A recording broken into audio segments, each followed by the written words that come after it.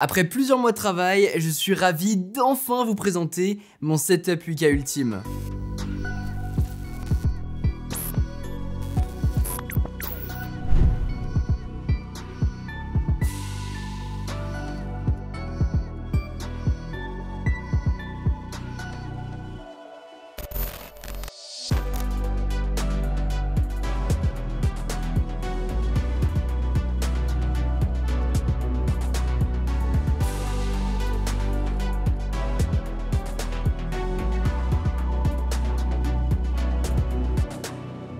Quel plaisir de vous dévoiler ce setup qui est un peu l'accomplissement de tous les setups que j'ai pu faire sur la chaîne. Un setup qui est le mien, c'est celui que j'ai ici, chez moi, dans mon salon et qui concrétise un petit peu toutes mes idées, tous mes projets. Que ce soit en termes de produits tech, de design, d'inspiration, de mise en place, de recherche, cela fait des mois que je constitue, des années que j'y réfléchis, que j'ai ce salon dans ma tête et je suis ravi d'enfin avoir pu prendre le temps de mettre en place et d'acheter tout ce qu'il fallait pour ça. Je le trouve incroyable. Pour ce setup, j'ai mis les moyens, vous allez très vite comprendre pourquoi, mais surtout, je me suis fait plaisir pour concrétiser toutes mes envies. Si vous me découvrez avec cette vidéo, enchanté, Quentin, je suis passionné de nouvelles technologies, de design, de créativité, et ce genre de vidéo me permet de tout réunir en un. Commençons tout de suite avec ce monstre que je vous ai présenté, que j'ai installé avec vous dans une vidéo dédiée. C'est ma toute première télé 8K, la QN800B 65 pouces 2022 de Samsung. J'en étais déjà fan quand j'avais pu le découvrir alors que ce n'était qu'un concept, mais maintenant qu'il trône dans mon salon, je le suis encore plus. Cela fait du coup plusieurs mois que je l'utilise au quotidien et ce que je peux vous dire c'est qu'il est incroyable. Déjà côté design,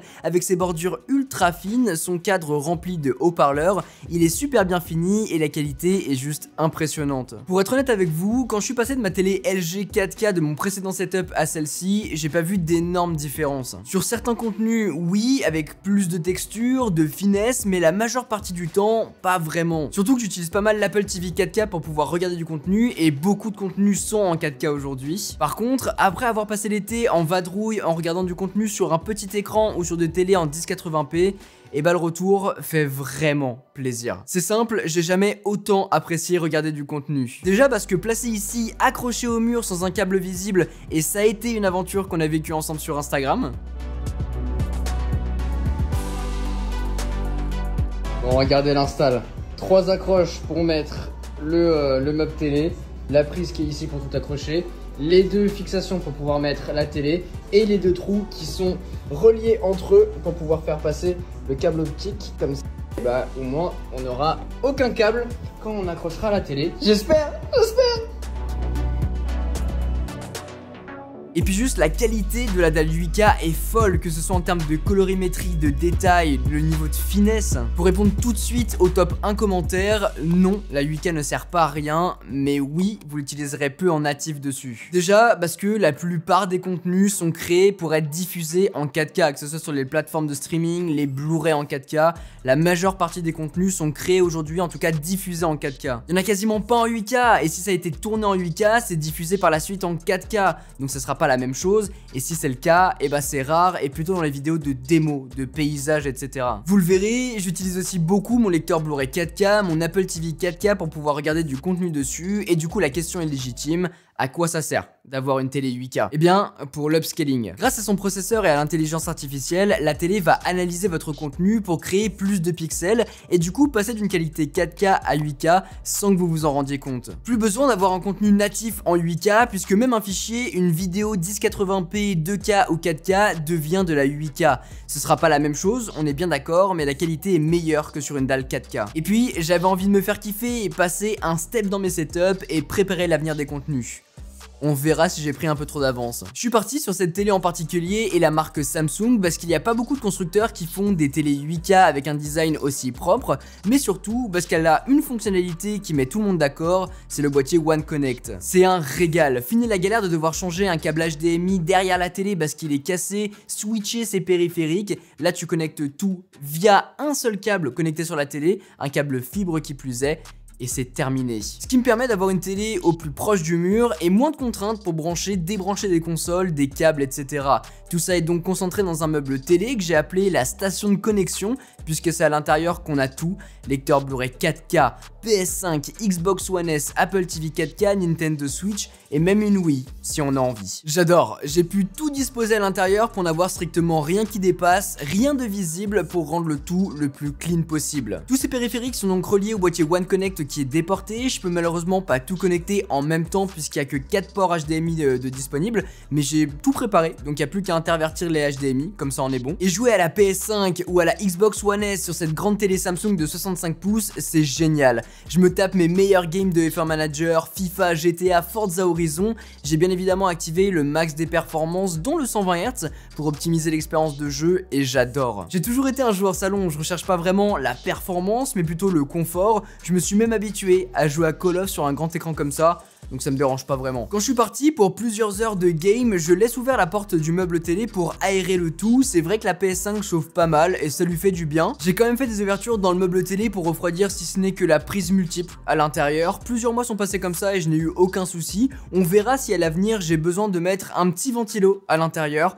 On verra, pour l'instant je trouve pas que c'est nécessaire. PS5, Xbox One S, Nintendo Switch pour jouer, lecteur Blu-ray 4K qui est l'exacte même référence que j'ai déjà utilisé dans plusieurs setups pour regarder mes films préférés. Sinon, Apple TV 4K le reste du temps pour pouvoir regarder YouTube, Prime Video, Disney+, mes plateformes de streaming préférées finalement. Je vais très rarement sur l'interface de Samsung, déjà parce que je trouve celle de l'Apple TV bien supérieure, et parce que truc con, mais je n'utilise plus la télécommande Samsung puisque dans la même pièce j'ai celle-ci mais j'ai aussi un frame. Du coup, dès que je commence à manipuler avec la télécommande, bah ça interagit sur les deux. C'est insupportable. Et puis au final, j'utilise l'Apple TV, donc soit je déverrouille à la voix pour pouvoir l'allumer, soit je le fais avec la télécommande.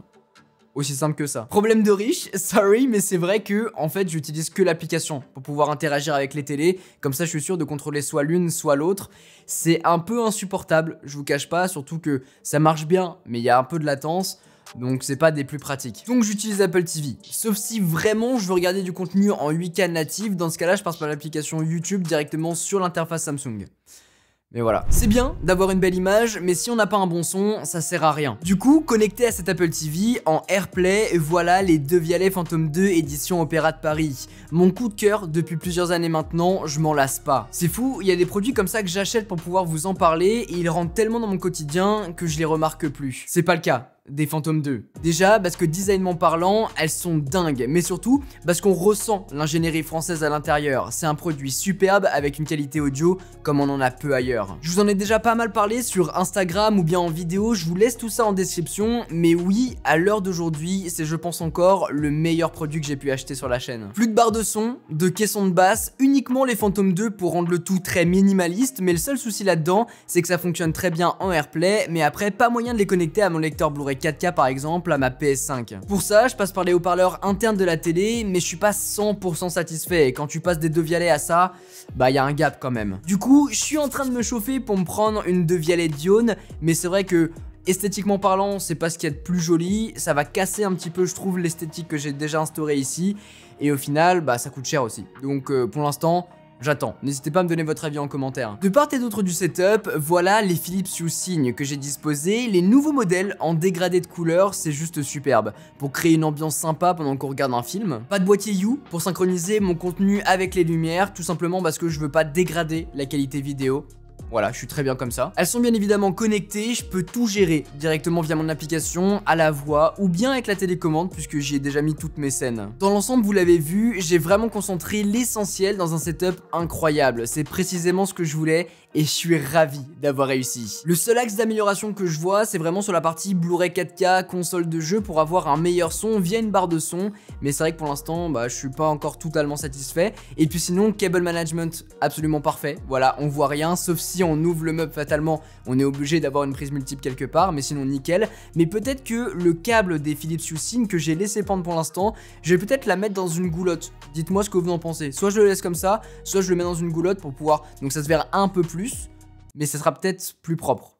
Je sais pas, dites-moi ce que vous en pensez aussi en commentaire. Un beau setup sur la chaîne passe par le meilleur de la tech, mais aussi un design, une ambiance folle. C'est ce que j'ai voulu faire ici, avec un mood très épuré, minimaliste, c'est à la fois simple mais sophistiqué, avec un jeu de texture entre les tables basses en marbre noir et blanc, le canapé, le pouf alvéolé et le tapis. On a un mix que j'adore et un jeu de couleurs représentant cette complexe simplicité. Des mots un peu galvaudés pour dire que je suis fan de cette mise en place. En même temps, heureusement, on est chez moi, mais surtout comme je vous le disais, ça fait des années que je recherche à créer un salon comme ça, on peut le dire, c'est le salon de mes rêves. Je suis parti sur des tables basses de chez NV Gallery et ce qui est cool c'est qu'elles sont toutes différentes. Si vous achetez la même rêve que moi, et bah vous aurez pas les mêmes marbrures et ça c'est trop bien. On en a deux pour occuper l'espace et bah ce que ça rend mieux. Le meuble télé dont je vous parle depuis tout à l'heure vient de chez Beau Concept, je voulais vraiment un meuble télé qui flotte dans les airs, tout comme la télé, et c'est mission réussie. Je suis aussi parti sur celui-ci pour harmoniser mon salon avec du bois noyer, c'est le même sur mon meuble télé, sur ma commode, sur ma table à manger. Le canapé, le pouf, le tapis, eux viennent de chez Roche Beaubois. Un design iconique créé par Sacha Lakik, j'adore ce qu'il fait. C'est toujours très simple mais en même temps très recherché, très sophistiqué,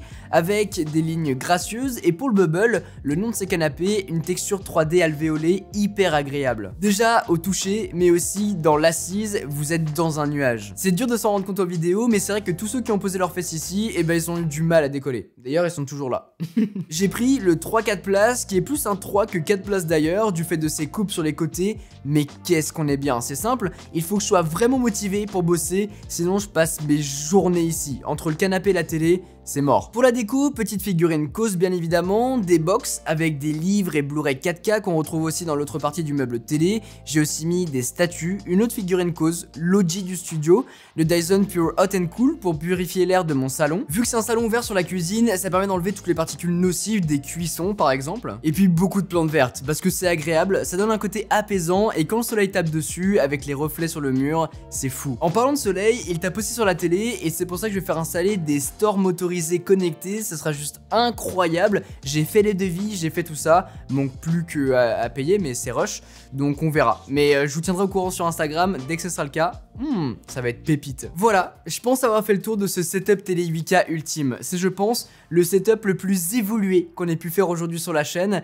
C'est un accomplissement personnel et je suis ravi d'avoir pu le partager avec vous sur YouTube. N'hésitez pas de votre côté à me dire en commentaire ce que vous en avez pensé et à me donner par la même occasion le produit que vous avez préféré dans cette vidéo. D'ailleurs, mettez un max de pouces bleus et abonnez-vous si vous voulez un room tour de cette pièce puisqu'on a la partie setup télé 8K juste ici, mais on a plein d'autres périphériques et objets connectés très cool.